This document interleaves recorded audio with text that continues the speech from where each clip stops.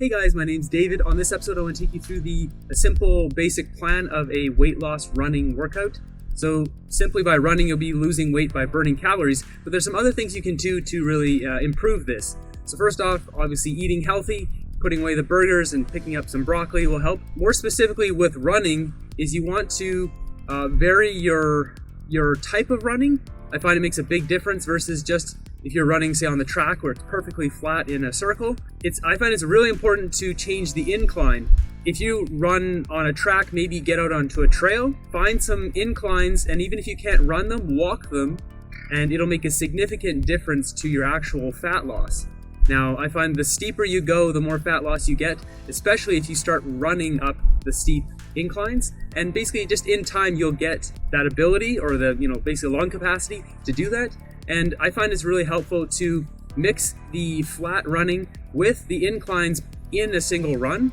So you can try doing just flat running for one day. You can also have just inclines the next day if you want to just kind of run up a mountain or something.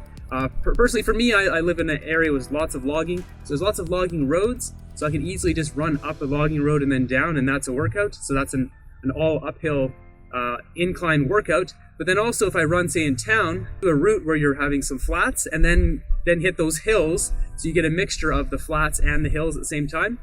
For me personally, I found I've lost just more weight doing that. It makes the running more interesting. It varies your breath. I think in general, it's better for your lung capacity. Like there's no downside to doing this. The other thing you want to do is, what I'm doing right now is run early in the morning. This has really been absolutely life-changing to me. You get it done in the morning. You make sure you prioritize it because it's the first thing in the morning. What ends up happening is if you get up and you start working or whatever, you make your breakfast, go to work, then you end up getting busy. It's like, oh, I gotta wash the floor and I gotta wash the dog and blah, blah, blah, blah, blah. And then suddenly, oh, I didn't have time for my workout. If you do it in the morning, it always gets done. And if that means you gotta get up at 5:30 in the morning like I did, or I did today, or I'm doing pretty much every day now, then that's what you do.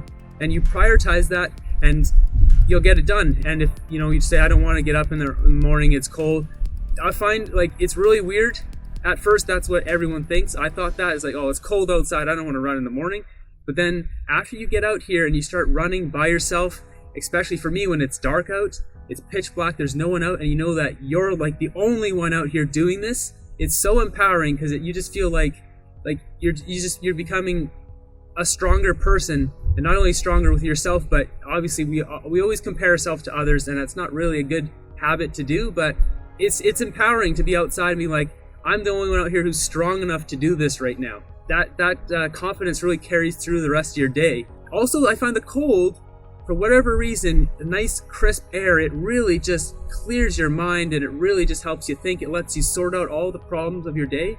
So a habit I do is I write down for my day what I'm happy with in my life, and I write down 3 things, what I'm unhappy with, 3 things, and then the tasks for my day. So by running early in the morning, I find that task list becomes very clear of what needs to be done and what is not really a priority. I highly recommend you get out running in the early mornings. And the last one is to drink lots of water. Water really helps flush out the body. People get worried about bloating and holding water. For this reason, I just had this chat with my friend Laura. Like, if you do this, if you weigh yourself every day and then you drink lots of water, then you'll see the weight go up, but it's not real weight, it's just water weight. So it's important to not weigh yourself every day and just use a mirror to check your body, and then drink lots of water, and it'll actually help flush out the fat. So I'm trying to just trim down the last tiny bit of fat on my body here. The water really seems to help. If you want more specific tips on the water itself, you can go check out my friend Laura's channel and her video. I'll link here at the end.